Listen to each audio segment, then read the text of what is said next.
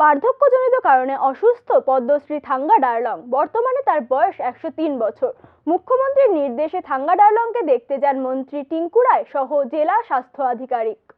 ভালো নেই থাঙ্গা ডারলং, বার্ধক্যজনিত সমস্যায় শয্যাশায়ী তিনি। 103 বছর পেরিয়ে থাঙ্গা ডারলং এখন তার শখের রসম হাতে তুলতে পারছেন না। খবর পেয়ে তার স্বাস্থ্যের খোঁজ নিতে স্বাস্থ্য আধিকারিকদের ডেকে পাঠান মুখ্যমন্ত্রী। সোমবার তার বাড়ি গিয়ে স্বাস্থ্য পরীক্ষা করে এসেছেন আধিকারিকরা। তদারকিতে ছিলেন মন্ত্রী টিঙ্কু রায়। মঙ্গলবার তার রক্ত পরীক্ষা করা হবে।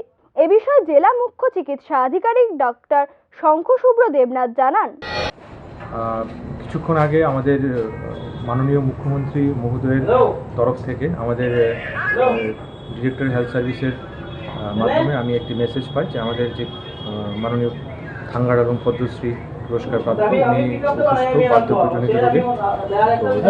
তো সেই অনুসারে আমি আমাদের মুরাইবাড়ি পিএসসি টিম নিয়ে ওখানে পৌঁছি এবং ওখানে পৌঁছে ওনার শারীরিক পরীক্ষা নিরীক্ষা করা হয় এবং যেটা বোঝা গেছে যেটা বার্ধক্যজনিত রোগের জন্য উনি বিছানায় শয্যাশায়ী এবং তার চিকিৎসা যাতে ভালোভাবে করা হয় তার জন্য আমরা 24 ঘন্টা নজরদারি রাখছি।